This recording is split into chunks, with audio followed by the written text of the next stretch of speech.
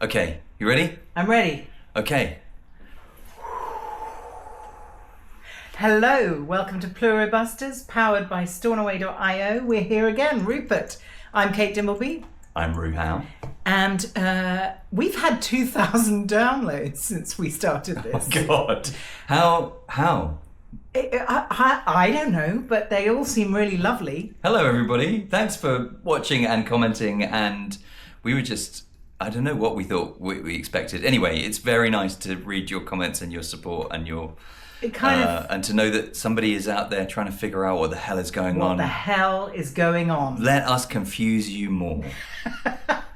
Because we don't have any idea. We had a meeting with a client today who said, Are you doing the official podcast? Like, You've been speaking to Vince Gilligan? No. It's the opposite. Yeah. So we, by day, run a tech company where we have to navigate the complexity of creators and AI and the future of the media. I would say resisting and working with AI, the AIification of everything in equal measure. And then we come home and our way of having fun is to watch Pluribus, which is... About the future, it seems. I think so. I think I'm now in no doubt that the hive mind is at some level AI, or at least in this episode it felt closer to AI. Yeah. It's interesting that Vince, there's been a lot of stuff we might come back to, some of the AI stuff. But Vince Gilligan, the creator, I don't know why I need to explain that to all of you. You obviously all know that already. It's been a long day. Had made press comments over the past few years, but I think recently also about, the show, and then the credit says made by humans. He said he's absolutely not used AI. He doesn't believe in it, believes it's a plagiarism machine, all that stuff. I mean, a lot of the stuff we hear when we went to LA recently to the creativity conference at Adobe Max, we were hearing that from creators as we gave out our little badge saying, please don't talk to me about AI. I don't know if we spoke about that before, but it's a confusing topic because everybody's using it and everybody's worried. But anyway. And I think if you think about when they were making this show, it feels amazingly prescient. So I reckon they finished filming a year ago. Yeah. They started filming a year and a half ago. Yeah. I reckon GPT hit coming up to 2 years ago. Were using it when were you using it? Yeah, coming up to 2 years ago. And that's when the kind of chatbots, being able to talk to AI chatbots properly and everybody realising they could talk to a machine. Yes, and it trying to make them happy So that was right contemporaneous with them writing this from an idea that had been kicking around for several years. Yes. So it must have informed the writer's room, I think. Also, it is an idea, obviously, as we talked about before, AI and robots and self-aware machines has been around in sci-fi for a very long time. And some of the greatest works of sci-fi in both written and cinematic history have been about self-aware machines and machines that, it's not what we're talking about here, obviously, but that crossover, there's an interesting crossover between zombies and hive minds and AI and cult the people Borg very happy. And let's cut to the chase. Yeah. How do you feel after episode 3? You asked me. Yeah. If I hadn't made you make a podcast about this, would you still be there? Episode 3, would you still be gripped? Would you still want to? Because as you know, if you haven't watched the previous episodes, Kate has come to this as not a lover of sci-fi. I've never been able to persuade you to watch sci-fi. We've never been that interested in fantasy, sci-fi. Sort of anything really, other than any of the things quite that I real secretly things. love. I don't secretly love them, but we spend a lot of time together. That's a thing that I do. That's not a thing that you do. And so this is about your point of view in that. And the first episode hooked you in. Yes. Through the power of Carol. Through the power of Carol and the power of suspense. The second episode hooked you in through the power of the philosophical questions it raised. And we must talk about, because we had a comment about it, everyone was asking, was the person on the plane at the beginning of episode 2 Zosha, who we see later? We rewatched it and we noticed that if you watch the bit where she comes out of the plane and she walks naked through the bathroom, if you actually pay attention to what's around her, there's like a whole makeup set and women combing her wig in preparation for her to become Carol's future. That woman with short automaton. hair, the reason she has long hair, Kate was like, she must have a wig. So we went back and watched it, and sure enough, they were just very subtly in the background, they were preparing her wig. And that was what was nice for me about that was this idea, because I think it's quite hard to get your head around, as Amanda, who was our first listener, said, which is like, how are they communicating with each other? What's going on in their heads? What does it sound like? She said. What does it sound like? What does it sound inside? like? They're all silent on the outside. There's all that stuff that's happening silently, but what does it sound like inside? Yeah, and interestingly, it's not that interesting. Well, but I went to Waitrose after work today, and there was a guy with one of those, earpieces, and I said to him. So Waitrose, for anybody who's not in England, because apparently there are people in like 150 countries watching. Yeah, that's true. Waitrose is a posh supermarket in the UK. It's not Sprouts. It's a bit like Sprouts. And anyway, he had one of those earpieces, and I said, "What's it like?" And he said, "Really noisy," and I have to process all this, like being on television or something. Yeah. He has to process everyone talking, aisle 5, come to aisle 6. And I think that probably is what it feels like to them, except they're so seamless that somehow it must be sort of energetically different to that. It's not a voiceover. It's like going out to dinner with you. You need to explain that. Well, every time we go out to dinner, because I'm so fascinating, I'm talking to her about sci-fi. Kate's listening to all of the people on all of the tables around us and seeming to be completely present. Yes, darling, how fascinating. No, we have conversations, but you're simultaneously able to. Everyone. So, and also Kate's family is in television and broadcasting. If you're in the UK, it's like an affliction. The part of the genetic makeup that makes you all really good at broadcasting is the fact that you can listen to many things. So actually, you'd be perfect. You'd be as perfect a hive-mind others. person. Yeah, maybe. I think I would be. I mean, I actually think that most women. We touched on this last episode, and we had a very nice comment saying, "I'm enjoying your comments about women." Like, I think a lot. Again, that thing of multitasking is essentially listening to 100 voices at the same time and deciding how you meet everybody's needs all at the same time. I mean, it's a stereotype. Yeah. But anyway, we need to get into episode 3 because otherwise we're not going to talk about it. It took us into a totally different place. That's very normal for Vince Gilligan, as I understand it. Like, he's always surprising us. I think shots are really, they very often, the different shows, Breaking Bad, Better Call Saul, this, they have these opening shots that are very often kind of close-ups on things and expand out into a world. And this, we were like, where are we? Is this... I thought we were going to be in space, and at that point I really was going to go, I think it's time for me to go to bed now. But we weren't in space. We were in, apparently, a place that's real, the Ice Hotel. You said it's a real place. I don't know. I know about the Ice Hotel in Iceland. Maybe, I don't really know where it is, but it's a kind of mythically desirable location for you to go for a kind of mini break on holiday, because it's this hotel that they build every year out of. To a mini break. I mean, I'm with Carol. I started to get halfway through this episode. Spoiler alert. I got a bit fed up. If you haven't watched the episode, please watch the episode. I got a bit fed up with Carol, if I'm honest. I was like, come on, stop being so miserable. I do realise that she's lost her partner and the whole of the human world. So I should probably be a bit more empathetic to her. But that's happening something like 7 or 8 years before, 2,500 days or something. So with Helen. And she's still miserable. And she's miserable. Nothing, that's landing, I think. The purpose of that scene, I'm all about purposes of scenes. Yes. I think the purpose of that is in sort of character development, or kind of placing you and understanding her and her world, is back in time, long before this, she was still basically anhedonic. She was in this place where she'd gone to... What was that word you just used? Anhedonic, unable to feel pleasure. Oh my God, I didn't know you knew of such a word. Weirdly, that's quite exciting. There's a Jack Reacher character. Okay. Anyway, but are there people who are anhedonic? There are people who. Well, it's a scale. I think it's as with all things, it's a scale. But there are some people who have. Anyway, she in this place. She's come to this beautiful place. She's mentioned as Rick Steves a couple of times in this episode. And for anybody who's not American and who hasn't listened to the Rick Steves is a travel writer in the US who.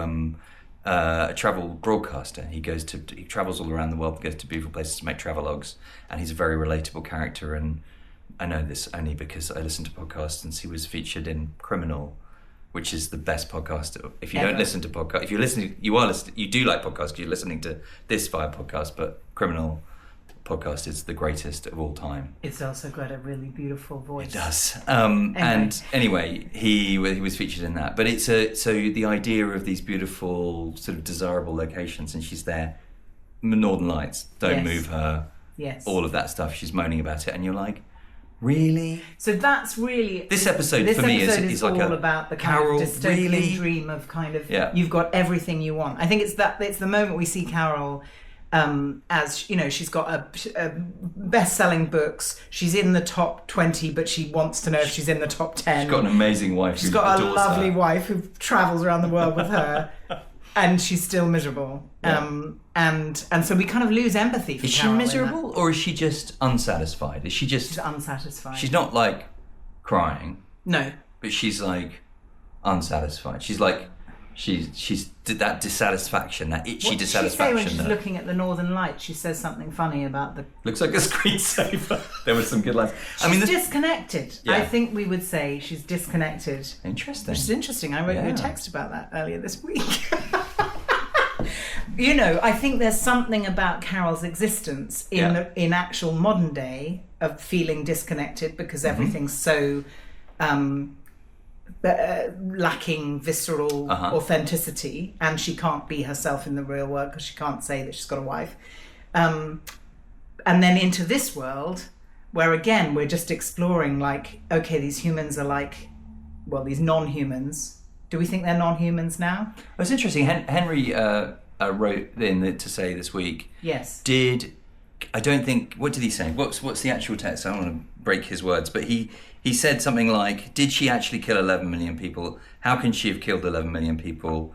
Because they're all one person. Because they're all one person. So really, she didn't kill anyone." And I think so are they just messing with her? Yeah. Also, I think then that is a control mechanism. Oh my God, Henry, you've just uncovered a whole, like, it's like a sort of control mechanism. It's like, don't upset everyone. It's that whole thing of don't get angry because so they're just trying to keep her calm. So it's an interesting thing of like, why, like, is there anybody actually left? Do they just have memories? Because they clearly don't have any empathy. No, they don't have any ability to understand sarcasm. Because when the box arrives, they don't have any ability to understand that might be a terrible trigger of grief. Like when I saw that, like anybody who's lost anybody or lost anybody in a relationship or lost anybody from death. Not rather than just misplacing them. Yes.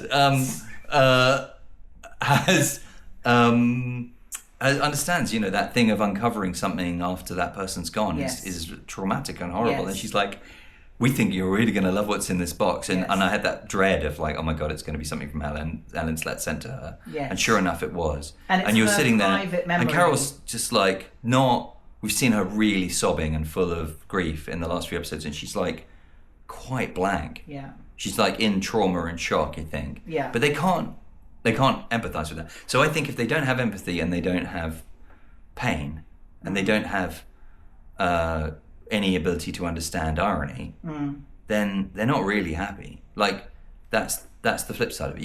They can't feel.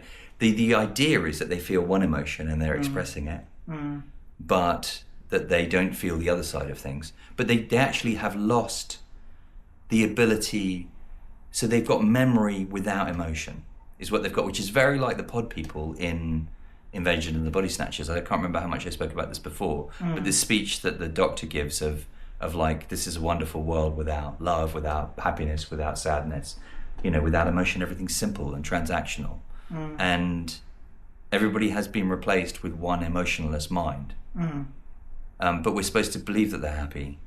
And isn't that like Johnny? We had a message from Johnny saying he found it rather reassuring or interesting. Interesting. The world, there is a complete interconnection and less aggression. Then they said they loved the first episode, but they weren't sure about the second or how it will continue. And I think we've heard some people absolutely love the second episode, and people writing in saying that, and then some people in real life who are like, I wasn't sure about the second episode, and I wonder whether we obviously, as you heard, banging on about it for 45-50 minutes last week, like we loved it and we were really into the ideas at play and the kind of humor and the craziness of the situation. There were more people at play in the second episode. This episode was very much Carol alone in her grief, like you say, disconnected. And just like trying to understand who was controlling who, and was she trying to understand that, or are we trying to understand? We're trying to understand. And she just seems to have like given up and gone home, and she's just watching the Golden Girls on the sofa. And then she goes to Sprouts. That's so good. Yeah, you said, should we talk about shots? Yeah. There's a beautiful shot of her in the ice hotel looking up. Yes. Like that frame shot that you said. What did you say? She looked like a kind of 20s movie star. It was amazing with the fur around her face. Yeah, that was fantastic. Yeah. And then Nuke of the North or something. Which again, you were saying it's a bit like silent film. There's a lot of because she's not got anyone to really talk to. Yeah. I mean, it's an amazing concept to come up with a show. It's such a bold concept for them to do, to create a show where there's really just almost like two characters. There's one character, and then the other character is everybody else in the world. Yes. But they're one character. And then the only right at the beginning, she tries to call the guy in Paraguay. And he's like, fuck off, and she's like, fuck off, and then that's it. Surely they'll come back. But coming back to great shots, the shot where she goes into the supermarket, and I'd seen a little preview of it in the trailers, but to go in there and see that reveal of like going into the supermarket and it being empty, and then she makes that call, and then the trucks turn up, and that wide shot of the car park and then coming in. I mean, just so much humour in this show. The echoes with Amazon as well. Amazon, and also, warehouse. As we talked about, when it had just finished, zombie movies, those zombie movie shots of 28 days later, beginning of 28 days later, he walks out of the hospital and walks across Westminster Bridge, and it's empty, and it's an iconic kind of apocalypse shot. And at the time, it felt incredibly exciting that they'd shot London empty. And then, of course, we lived through it in 2020, and I remember filming around Bristol and just being here in Clifton, which is now absolutely jam-packed with people as it was before. But there was this moment where there was just nobody there, and it did. And the reference point was 28 Days Later, or a zombie movie, and this is the same. So it's all of those tropes of the zombie movie, but in a kind of not moving perfectly. Nothing's burning anymore. Yeah, the whole place is just empty, and then they all turn up in order and they're happy and they go in. And you're just watching her impassively as she just watches this, because she's got nothing else to do. Well, also, she's turned away this really delicious meal from 2012 that she liked. The last meal she liked in 2012. And instead, she said, I want to go shopping. And then it's so brilliant, because when you actually see her eating what she's got at Sprouts, she's had this whole kerfuffle. They've organised this big show for her, and she's eating a ready meal. And you're just like... Yeah, I almost missed that. It's amazing. Yeah. So there's a consumerism thing there, which I feel is very on point in terms of kind of Deliveroo culture. Everything gets delivered to your door. I mean, that's the ultimate Deliveroo is like, bring me the supermarket and I'm just going to eat a ready meal. Yes. And there's a rebellion in that for her, I'm sure, but also just the wish fulfillment. This thing that Vince came up with, this idea of this guy who could have whatever he wanted, and it got old and porny quickly. Like, she's in this place where she can just do whatever she wants, ask for whatever she wants. And that's what this episode is about. And she's not enjoying that. That's exploring that wish fulfillment. But let's not forget that Casanova McBona has just disappeared from... He's having his lovely fantasy life. Yeah. He's having the best time in the world. But I don't know how he can have the best time in the world, because presumably he has to sort of... Like she has to conjure up Sprouts, he's going to have to go to the Elvis Hotel in Las Vegas and, like, conjure up some fun. Because none of them have independent thought. Like, they're not going to make fun happen. How does fun happen? Yeah. I mean, I think that when... But I mean, that's a bigger question about Las Vegas, as we were talking about today at work. Yes. But anyway, yes. I think... Las Vegas is a complicated place. I don't know if anyone else felt this, and we should go to the feedback we've had but from previous episode, but we definitely both finished this episode. It went by very, very quickly. Yeah. But we both felt a bit like... we literally were so sort of overwhelmed by the kind of not quite knowing where it was going to go. Yeah, I think there were moments of laugh out loud, and there were moments of kind of really like incredible cinematography. Yeah. But I ended up this episode not entirely sure whether I liked it. Yeah, right? Because I didn't like her as much. No. I was like, I don't know how long except it was saved, wasn't it, by that interaction in the final scene. The DHL guy. The actor, I read the name of the actor at the end who played the DHL guy. He was brilliant. He was so perfect. Just because also they aren't totally automatic. Like they are He's definitely thinking. I mean, thank God they've told them to act, and I mean, God knows how you go about directing that kind of performance. Yeah. Because. But he's thinking, and you feel like he's thinking like everybody's thinking, and that thing of, well, we'd weigh up the pros and cons. was so great eking out that conversation. I mean, about the atom bomb. Yes. And I think I took loads of notes to begin with, and then through all of that, loved things like every meal is a choice in the background, and she's getting her in her trolley, and then them actually even turning on the music in the shop for her. I'm a very independent person. All of that stuff just feels sort of like she's actually meeting the end of her will because without anyone else to give resistance, it does. I think that's why I felt at the end like a bit. My brain can't take this in. But you can see her trying to triangulate. Yeah. What this all means. Yeah. She can have anything. Yeah. She can literally a nuclear weapon is probably the ultimate wish fulfillment thing. Like, can I basically destroy the world if I wanted to? Yeah, we'd rather you didn't, but if you want to. And why do they want that? Because if she becomes happy, she will join them. Like, is her anhedonia, is her inability to feel pleasure and pain about anything, or pleasure, not pain, is that the block to her being infected? Yeah. But except the others that don't feel that. But maybe they've got their own things going on. And is it that they're trying to make her feel happy because they think that maybe that's what will crack her? But they're giving everybody whatever they want, aren't they? Yeah.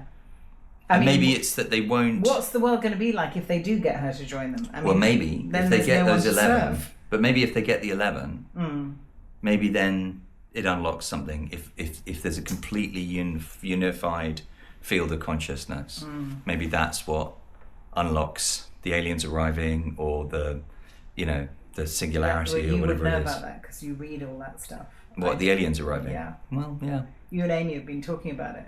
It's I won't say it's happening, but it's happening. I think... Cheers.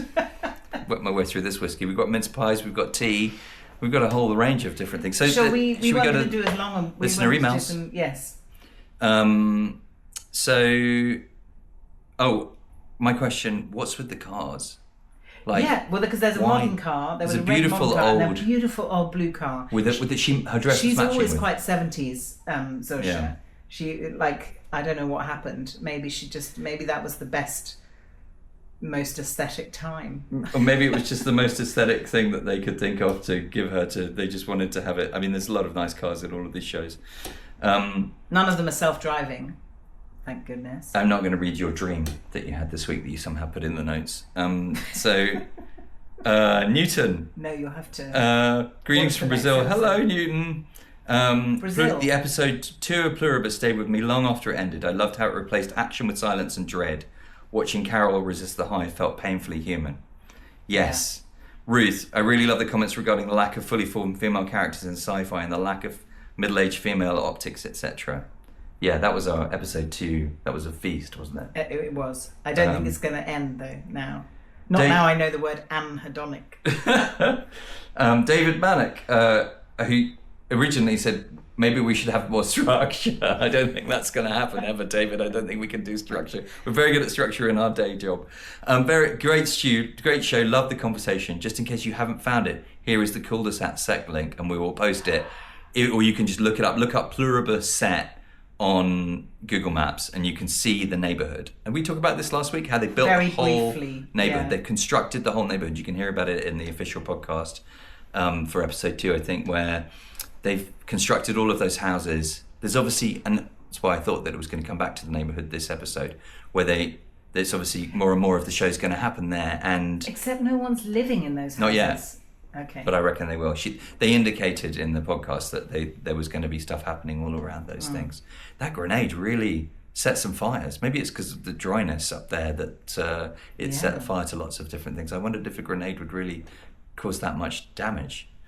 Don't try it at home. No. Although I did think that if I was given wish fulfillment, I think... Would you start blowing stuff up? Yeah, I think I would. Really? A grenade is one of the things I would really, I often think about. I would think probably at least once a week, I imagine what it's like to pull a grenade and throw it. Don't you? No. I mean, when that was happening, I was very excited. Facebook, this is something I do not know about my husband, and you do not know it either. I think, if it was me in Carol's position, I would just be like, okay, then just bring me some. Yeah, money. I think maybe we would have very different. What would I do? I mean, I'd literally, like she said, if I asked for a bazooka, I was like, cool, I'll have a bazooka. Well, interestingly, she's not asked for Carol to come back. My first thought is Helen, sorry. I'd ask for you to come back. Yeah. But they don't have that power. They don't have that. She knows they don't have that. It's about dying thing is it's just Deliveroo. Complex. It's DoorDash, isn't it? In America, Deliveroo. Yeah. It's like, you can have whatever you want. Well, and when we were in LA and we had those little robots on the street that were delivering stuff. Oh my God. We're not self-driving cars.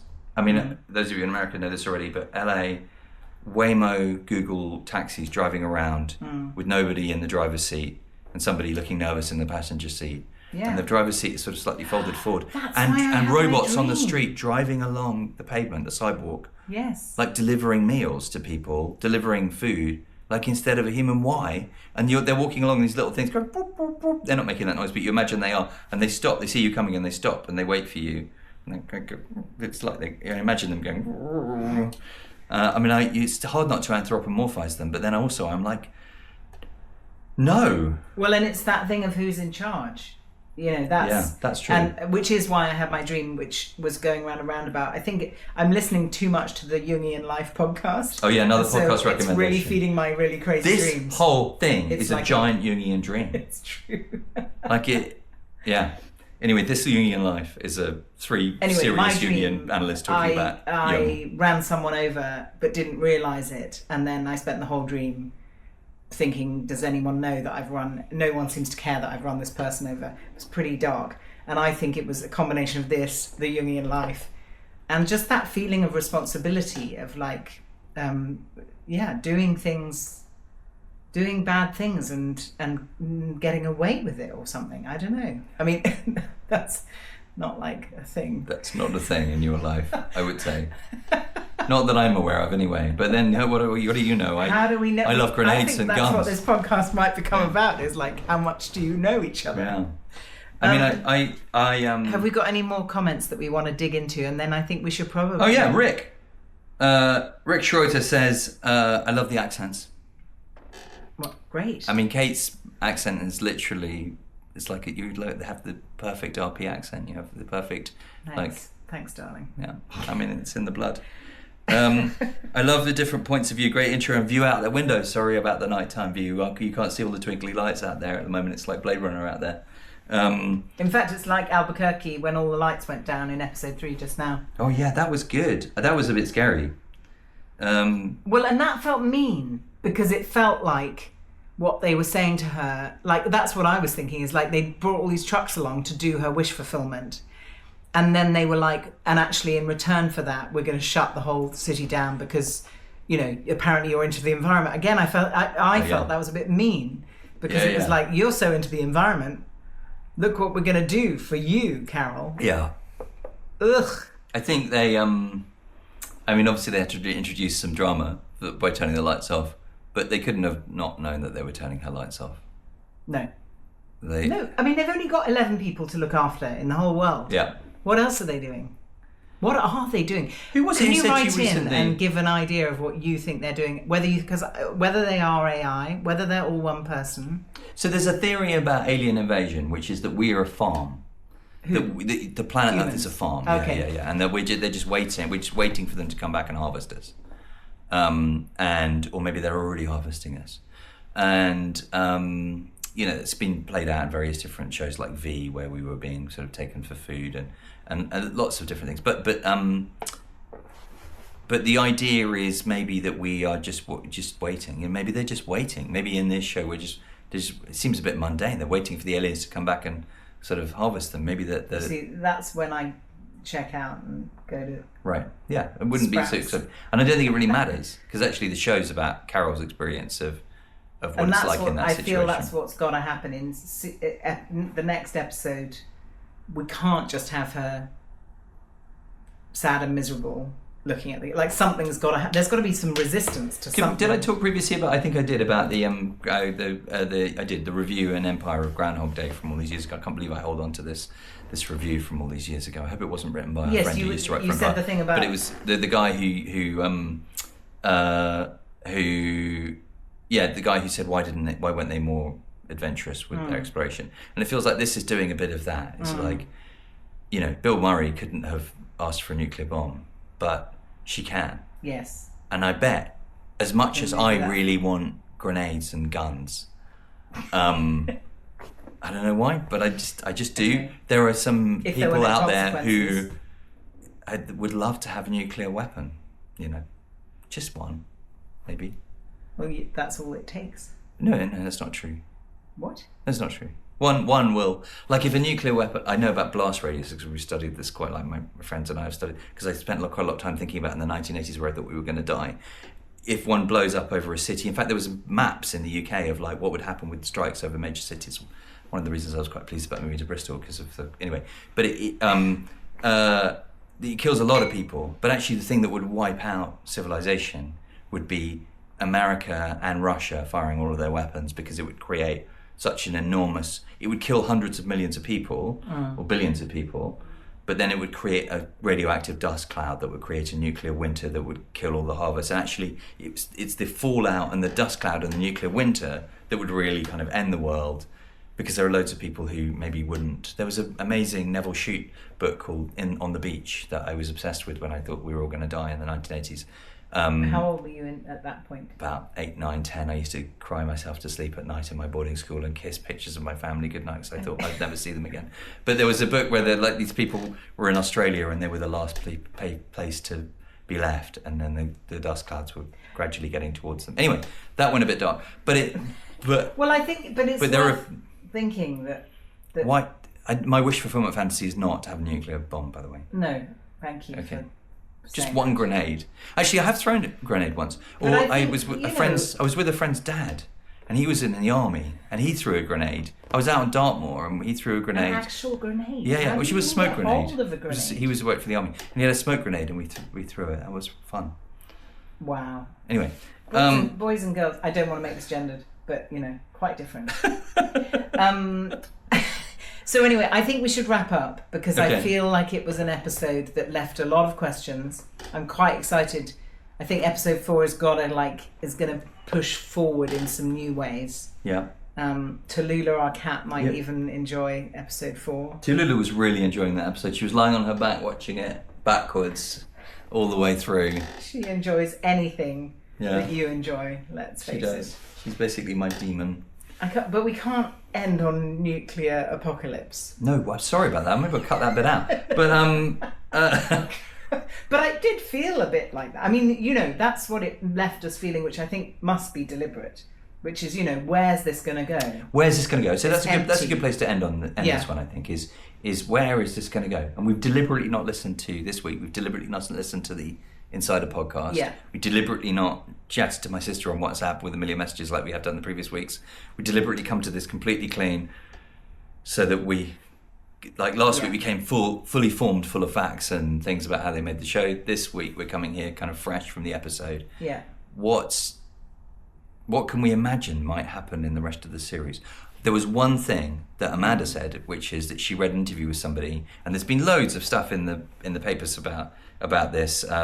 I saw CBC, Canadian Broadcasting Corporation, how Pluribus turns the zombie genre into a philosophical masterpiece. It's a headline from CBC. There's been a lot of stuff in the news. Amanda read something where she said one of the people involved said that they'd watched ahead, because I guess they're a critic, and they said, maybe we shouldn't say, but they said Coming Up is a real mind. Maybe we shouldn't say which episode because I don't want to ruin it for everybody. But Coming Up is a real mind blower. So there is stuff to look forward to for sure. Yeah. Right now, I'm like, it's not giving me any idea. I'm not hanging on a cliffhanger at this point. No. I'm not thinking that I care really about what happens to Zosha. Yeah. Because she's just she's a Borg. Yeah. So the Borg are this species that half man, half human, half machine, or half others. I think it's maybe all sorts of species of machine in Star Trek and Next Generation, and they are they're all like, they have a hive mind. So the idea of a hive mind is they're all connected and they all feel the same, and they want to assimilate everything. And I think there's elements of this in that. But wow. But they're emotionless robots. So these aren't totally new ideas. It's what they do with them. What are they going to do with them? And here? actually, it's the fact that you're it's getting your brain. We're thinking. Everybody's thinking. Like what can they do? What's the limits of this world? But I predict a reasonable amount of pushback to this episode. Do you? I predicted a whole bunch of people watching it. Like it might be one of those shows, a bit like Succession. Do you remember when Succession? People watched it, the first series, and they were like, "These people are disgusting. I hate this show." Yeah, and everyone. And people said, "You have to keep watching going, episode 7. Yeah, Get past episode 7." Yeah, and they were absolutely right. And I think this, it reminds me a bit about the beginning of Better Call Saul. Everybody was expecting another Breaking Bad, and it was a completely different show. Yes. And my very good friend Marek, hello Marek, if you ever watch this, is just started watching Better Call Saul because of I was talking about Pluribus and he's obsessed. He's now just binge watching Better Call Saul. It is incredible. Go back. But at the beginning, I think that it's a slow burn, right? Yes. And this is a slow burn as well. Yes. This is whereas Breaking Bad was an adrenaline ride right from the start. It was like, here's crime. Here are these guys. They're doing something crazy. That first episode, total adrenaline rush. People dying. And you were saying you thought that Breaking Bad was about capitalism. I think it was yes, absolutely. It's about capitalism. About Better Call Saul was about the kind of American dream. Yeah, it's a bit Death of a Salesman, isn't it? It's like this little guy because I never watched oh my god, yes. So it's a little guy who dreams big, and he's got a knack for gift of the gab, and he can talk himself through this. But a bit like The Sopranos, he also talks himself out of stuff all the time, and it like his tragic flaw. But it's about that complex nature of the American dream. This feels like it's about the American empire. Feels like it's about the American future, I think. Yeah. Having just been to LA again, it feels like we don't know what America is sliding into. I do quite want to know now what's going on elsewhere. All those people they mentioned elsewhere in the world, I'd be quite interested to see what's going on there. Because I do think that Carol's dystopia, the fact that her life feels is about like a very her American meal, dystopia. Exactly. Yeah. And the TV and the Golden Girls, and it's literally like, what else is there? What's sitting on the couch eating a ready meal, watching television? But also, I think I'm gonna have some more whiskey. Yeah, but I think thanks. No, we'll finish. But I just one more thought before we finish. So this time it's Tamla Vulin, which I highly recommend. Oh, that's a good sound. Are you hoping we're going to get sponsorship from Waitrose? Or some whiskey company. Also, I just love the way that Carol. Nice. It's going to crumble all over your top while you're eating the podcast. Right? While you're eating the podcast. The way that Carol drinks whiskey is very inspiring. But what was the last thing I was going to say? The last thing I was going to say was what were we talking about? Future. It being about the American dystopia. Oh yes. That. Hello, Americans. Tell us about that. As an English person, as a British person, but particularly I think as a sort of certain type of repressed, sarcastic, darkly humoured English person, we went to go live in Canada for a while, and everybody was very positive. And the irony, we had the similar experience of Carol of like we could have said, "Give me a grenade," and somebody would have turned up to give us a grenade without understanding we were being sarcastic. Sure. Do you remember one of the first things that people said was like, "Why are you so horrible about yourself?" We were just using self-deprecating humour. I'm such an idiot. Don't be so hard on yourself. I'm not. Sorry, shout. But your mum came out and she was like, it was her view of that kind of West Coast niceness, and she was like, it doesn't. She was very suspicious of it. We were like, people are just really nice, and they don't.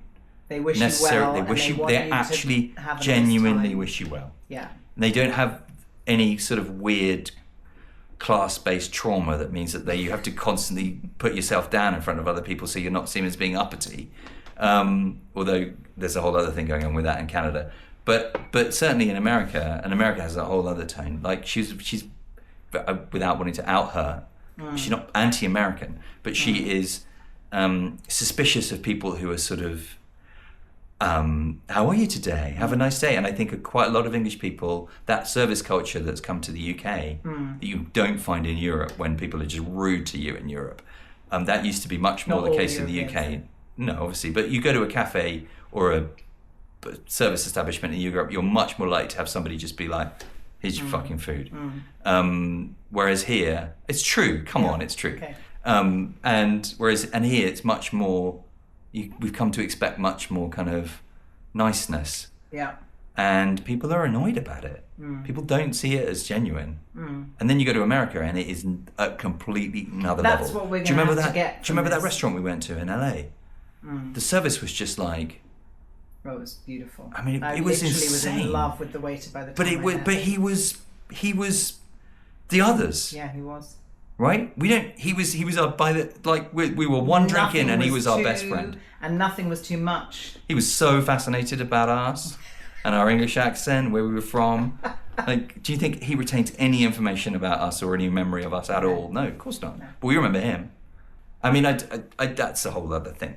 I've said this 7 times in this episode already, but it is weird. Like, coming to American culture from the outside, it is very up. So that's when if the tables are going to turn, Carol is, and I think somebody else has said this, Carol is going to start trying to find the edges of the hive mind, which she's already doing, because she's realised that they can't say no.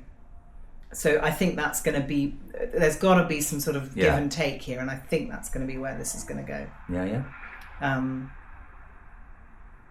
Is there going to be love? Is it loneliness? Is it about loneliness as well? Yeah. So maybe that's how the neighbourhood comes into play here. But that's the sad thing, is I feel like we didn't really see her having a lovely time with Helen. I think it's okay. I think they obviously loved each other. Yeah. I think it's okay to not be like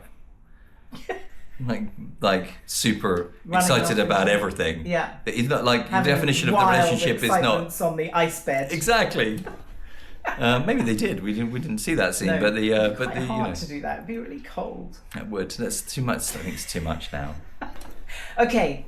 Thank you very much for listening. If you've got this far, please like us. Please. I know we started this saying we were only going to have 3 listeners, but now we've got you. Oh, housekeeping note, if anybody's left. I'm going to have to turn off. We have these 2, accidentally, there are 2 of us. It's quite weird. It's kind of symbolic. There are 2 copies of Pluribusters on Apple. Okay.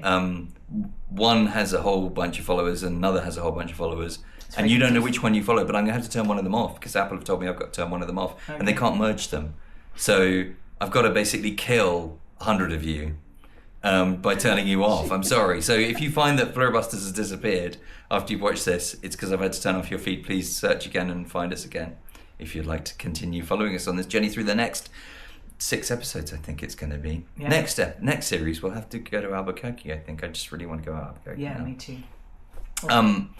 And love your comments. Oh, and thank you for the person who lives in the desert who made us realise that we were really naive about what deserts were like. I mean, I don't think I was naive about the jumper in the desert. I haven't.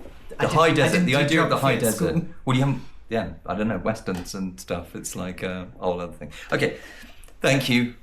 Bye bye. Bye bye. See you next week. Say goodbye to Lula.